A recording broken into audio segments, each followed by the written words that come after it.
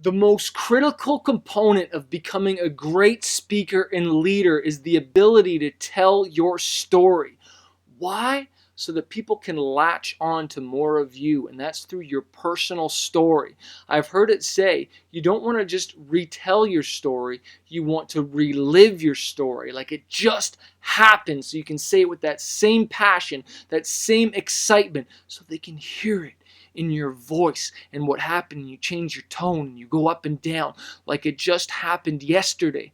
How do you do that after you've told it so many times? Well, people have asked me that question so many times because I've shared my story hundreds of times, if not thousands, all across the world. I share my personal story, what I went through.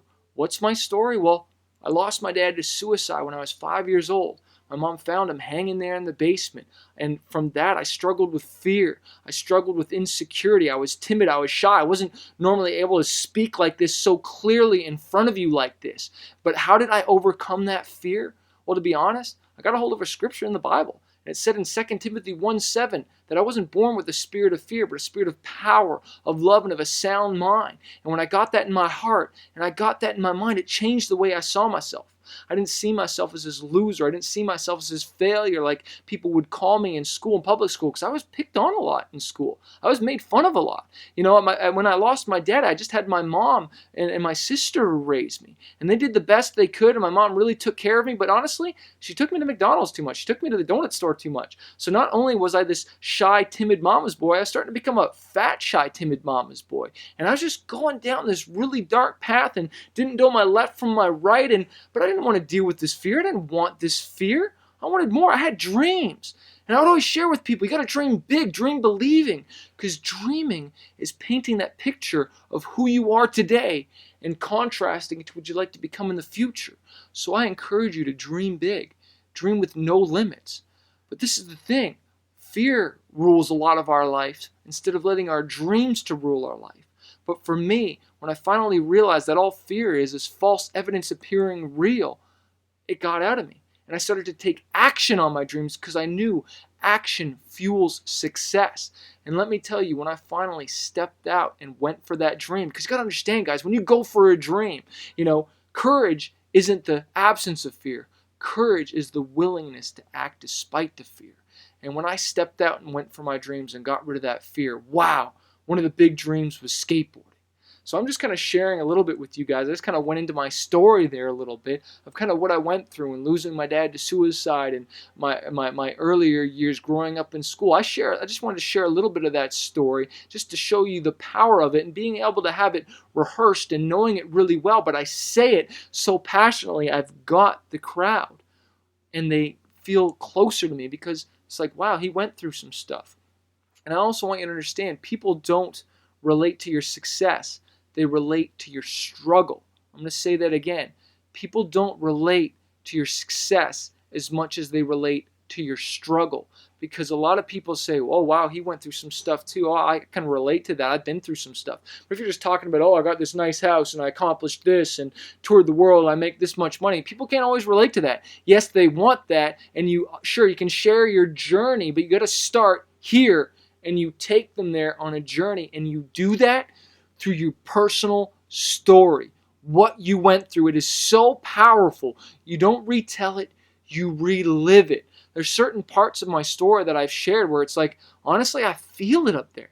I feel it up there, and it's just like, oh, it's like, sometimes I even choke up. And I've seen other dudes do this. I've traveled with other guys that would share their stories, and every night, it's like he was able to make his voice crack, but I just could feel, and it's like you could hear a pin drop in the room.